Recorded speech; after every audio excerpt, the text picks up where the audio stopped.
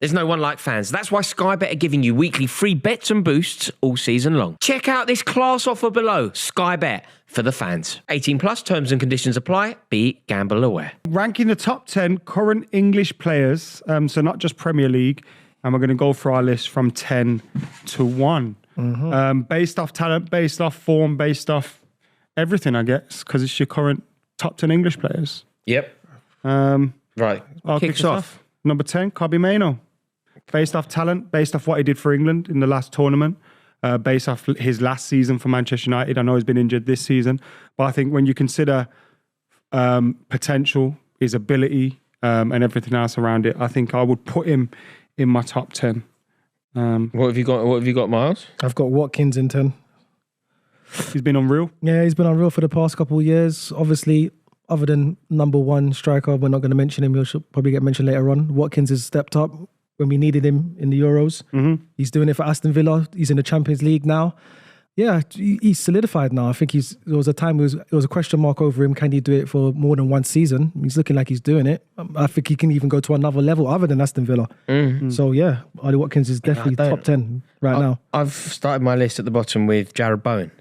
Fair. I think he's a very good player.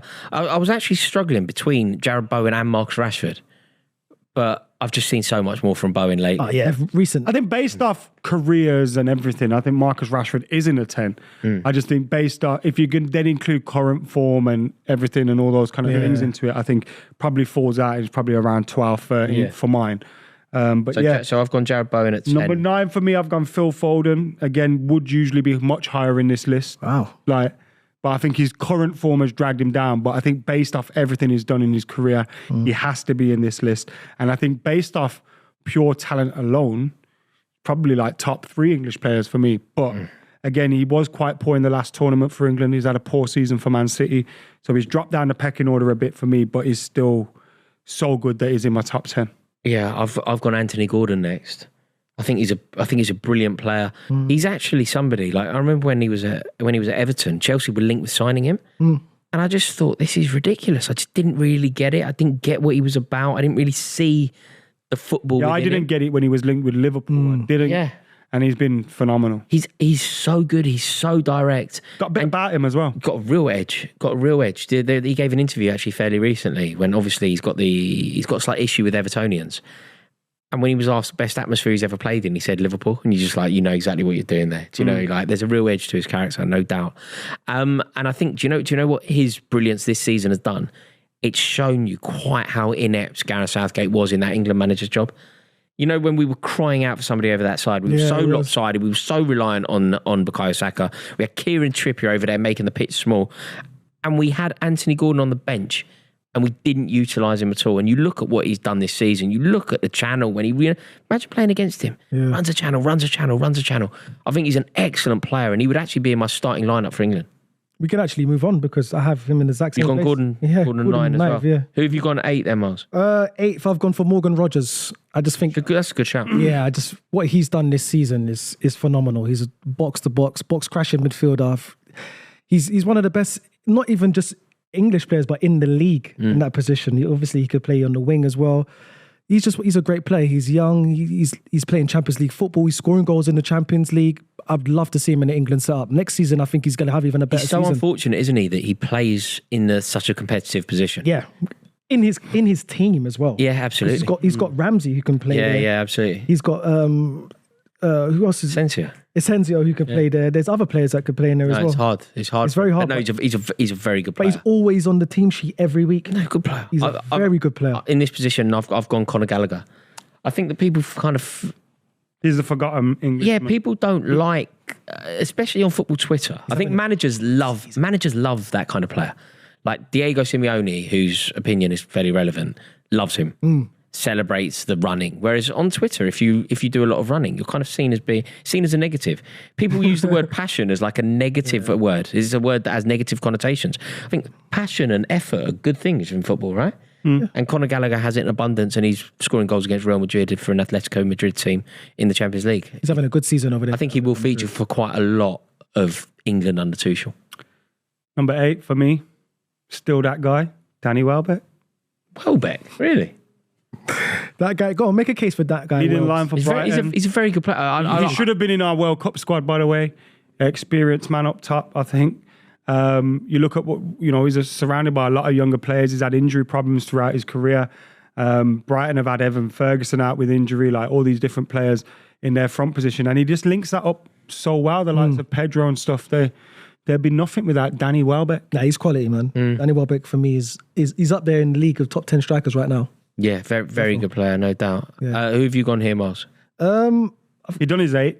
Have you done your 8 already? My 8 is John Stones. Okay, yeah. I've gone John Stones. Okay. Again, I just think obviously he's England's best centre half if he's fit. And actually, I've kind of learnt this off the conversation that we had moments ago. Mm-hmm. We're so lacking in defence. Like, when we were talking about the squad that we were building, Miles, going forward, it was easy, wasn't it, as we moved forward up the pitch? I'm going Rice, Bellingham, Wharton, Eze. It's easy. It's really hard at the back. Yeah, it is. And suddenly you realise, on some level, John Stones is the most important player in this England team, because the drop-off to the next crop of centre-halves, if he's injured, is really average. So I've gone John Stones next up.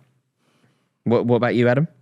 Number 7 for me was Morgan Rogers. Again, a little bit more based off form and potential and all those kind of things in there, but been absolutely phenomenal for Aston Villa. I think Miles said it well on Rogers. So yeah, I've got Rogers in there. Number 7 for me was Phil Foden. Yeah, I see. Do you know? Just can I ask about this? Because I've got Foden/Rogers,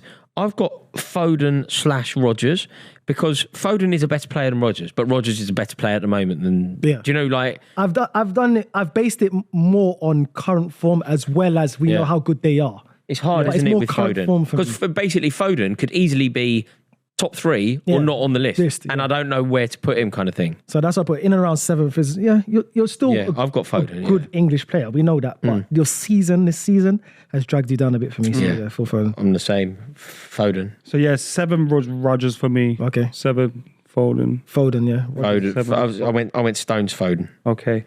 Now this is where it gets number tasty, 6 for me was Declan Rice. Same. Got him exact same position. Declan Rice. One of the best English players we've had in a while in that position. Real kind of losing what he is at the moment, don't you think? Yeah, no, because Arteta's got him playing in this 8 role, which I don't like him there, to be honest. Obviously, he's adding a next role to his game. He's trying to get more of an output like GA, goals and assists. He's good at crosses, but him screening the defense and putting out fires. He's a great player. Yeah, and I've got him a bit higher. Detecting danger. He's very good at that. He's great. He's so one of England's best players, no doubt. Yeah. I've got him a touch higher in this position. In this position, I've gone for Morgan Gibbs-White. In 6. Yeah. Oh wow. Okay. Yeah, he's not in my top 10. But he does deserve a big mention. Yeah. Phenomenal. He for has Forest. to, maybe I was it was a toss up for me here between Gibbs-White isn't as good a footballer as Phil Foden, obviously, but he is having a far supreme season. Yeah. And for the team, he's doing it for as well. Forest. Yeah, that's what's making. So I've gone Gibbs-White here, followed by my 5th was Declan Rice, just to chime with what Miles was saying. Yeah. 5th for me was Trent. 5th for me was Cole Palmer. Mm-hmm. Fuck, I forgot about Trent Alexander-Arnold. He's not on my list. You got to stick where you are now. Yeah, you got to stay there now. That's been a mission from me. Yeah, I've gone. To be fair, I forgot about Gibbs-White. Nah, it's fine. You can miss out Gibbs-White. Yeah, I'll keep him out now, but I did forget. Yeah, I forgot about Alexander. Although I don't rate Alexander-Arnold as highly as everyone else anyway. He probably would have got in instead of Bowen, but I forgot about him. It's all right. It's all good. I'll do the Trent prop. Cole Palmer. I've got him 5th. Oh, that's low. I don't think it is. It's low. I don't think it is, because obviously. Where would he have been this time last season in your list? Oh, he would have been top 3. Okay. But this time, obviously, he's gone down a peg, because the expectations on him this season was, can you do it in the second season when everybody knows how good you are? He's had a good season at the beginning of the season. He's dropped off. He's gone like 9 or 10 games without any goals. I'm not saying he hasn't played good, but when you're considered as one of the top talents or one of the top players in your position in the league, no, you're right. There's no excuses to drop off. You're right. There's no excuses. Yeah, you're absolutely right. So when other players drop off, I'm very quick to hold them to account. So you're absolutely right. The only thing that I think is important for us to acknowledge is it's a blind leading a blind. He's in a He's in a team that don't know what day it is. He's got a manager who's a prick. He doesn't know what he's doing. Do you know what I mean? Like, he doesn't. You're right. I'm not saying you're not right, because he needs to take the game by the scruff of the neck the way that he did last year, and basically the ceiling's crumbling in and he stops it falling. That's what he needs to do. But my God, it's hard to do that. Do you know what I mean? Yeah. Week in, week out as well. He's already done it for a year. So I do feel a bit sorry for him, but you're right to hold him to that standard. Yeah, that's the standard I hold him to. Then what number are we at now? 4. Number 4, yeah. Okay, he would probably be 3rd on this list, but he's been injured for a while. Saka. I've got Saka 4. Yeah. Yeah, I've got Saka 4. So mine went Declan Rice. We didn't really speak about him, but Miles did it. Mine went Declan Rice at 5. Bukayo Why did you Saka look at me weird when I said that? That's 4. Bukayo Saka at 4. Okay, cool. It's 3 really good players. He would be 3rd if he was fit. It's 3 really good players. It's like, I mean, it's 2 world-class players and then a nearly world-class player above him. But I've got Bukayo Saka 4 as well. Number 4, I've got Trent. Okay. Yeah, I forgot Trent Alexander-Arnold exists. Yeah, see? That's the... But then I don't know how highly I rate him anyway. I don't know if he's he'd be one of the best right. Hang on a minute. I don't think he'd be on this list anyway. Of course he would be. Maybe instead of Bowen. Man. Come on, Rory, man. Trent is generational. Like, he's one of the best. I don't buy that too much. No, he is though. You know that generation. No, he's the best. He's the best footballing right back we've ever seen in this country's ever produced. He's so. I tell you why he's not quite as good as everybody says. Because at Liverpool, they can't lose Salah. They can't lose Van Dijk. Yeah, it's fine if Real Madrid buy Trent Alexander-Arnold. It's okay. Yeah, that's a difference. But is that because they're losing him? So no. Because I don't support him, and I think that give Salah what he wants, give Van Dijk what he wants.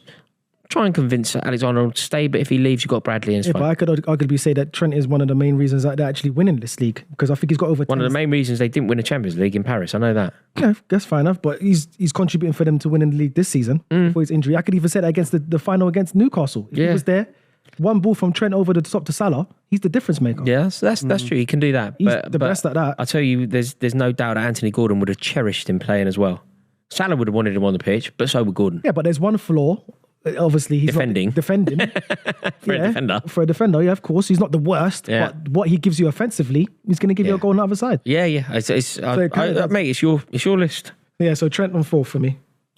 Are we on 3 now, everyone? On 3. Saka 3 for me is Cole Palmer. Yeah. Again, they would switch if Saka was still fit and 3 for me is Bellingham. 3 for me is Jude. 3 for me is Bellingham. Yeah, 3 for me is Jude. Yeah. You got Palmer ahead of Bellingham? I've got Palmer next. I've just spoiler. Yeah, I've got Jude 3rd. Jude Bellingham's doing it in the most pressurised situation of any England player in the world. Agreed. Of course. Agreed. He plays for Real Madrid. He's helped them win the Champions League. He was England's best player at the Euros. Wasn't their best? No, that's not true. One of them. He had the standout moment, but he was no near. He weren't the best. Okay. He had the standout moment. Okay. In Gelsenkirchen, a bicycle kick was one of the best moments of my life. At that tournament, probably Gahey. Seriously. Okay, yeah. That's fair enough. But still, Bellingham, one of the most important players then. And he's just doing it for Real Madrid, man. I think people forget like how difficult it is for players to do that. I think you're right. You made the case really well as well. It's last season, I'm actually beginning to think I should reevaluate. No, it's on your guns. The pressure you are under playing at the Santiago Bernabeu. Big pressure, especially as a foreign. He went there and won. He went there and won the double, didn't he, in his first season? Yeah, is that right? Yeah, he did. Yeah, they did the league and the. They love him. Do they? They do. Do they?